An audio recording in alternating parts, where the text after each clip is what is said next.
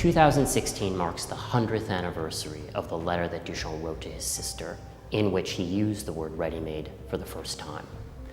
This exhibition at the gallery today as Ropac is so important because it shows us that while Duchamp wanted to destroy art for himself, what he in fact did was liberate art.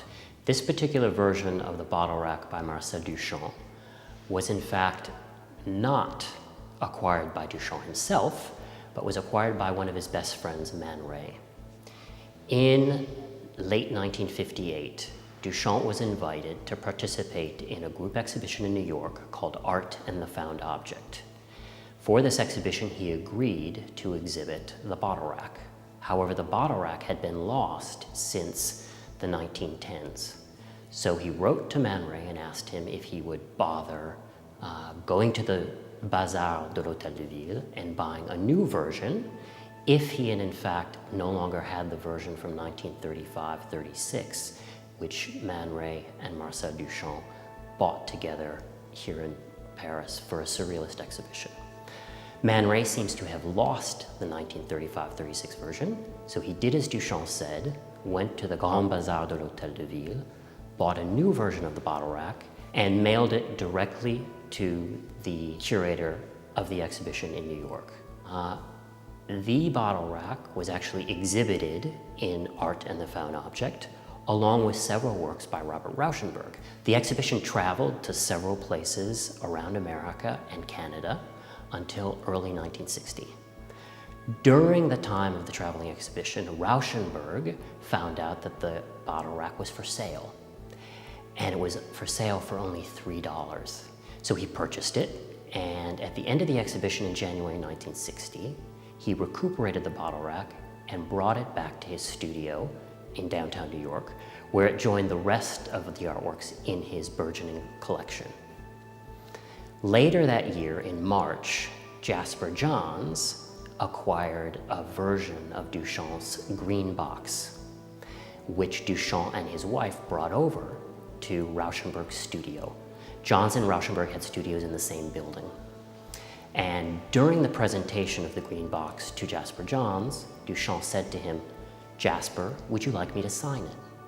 And Rauschenberg witnessed this moment and said to himself, how can I get Duchamp to sign the version of the bottle rack that I just bought for $3? So he built up the courage to ask Duchamp, and Duchamp said, sure, because he was willing to sign almost anything, especially for friends. What's interesting about the inscription that Duchamp added to the bottle rack is the fact that it says the following: Impossible de me rappeler la phrase originale. Impossible for me to recall the original phrase. Because in 1916, when Duchamp was in New York, and he had left the bottle rack from 1914 in Paris, he wrote to his sister and asked her if she would create what he called a ready-made at a distance. And he encouraged her to inscribe a phrase on the bottle rack and sign it on his behalf. And we don't know what that phrase was. Whatever the actual, historical reality, which we may never know for sure, Duchamp decided to in fact recall that history in signing Rauschenberg's version by saying, impossible for me to recall the original phrase. After he signed it, Rauschenberg exhibited it soon after at the Museum of Modern Art in an exhibition called Art of Assemblage, which opened in autumn of 1961 and then traveled to the Dallas Museum of Contemporary Arts and to the San Francisco Museum of Art. And during the time at the Museum of Modern Art, the curator William Seitz organized a colloquium in which Duchamp and Robert Rauschenberg participated. During this colloquium, Duchamp gave a very important talk called Apropos My Ready-Mades, in which, in fact, he described what he thought the ready-made was. And one of the most important descriptions was that he believed that the ready-made should be an artwork that was created through a process of visual indifference, trying to avoid at all cost any question of taste.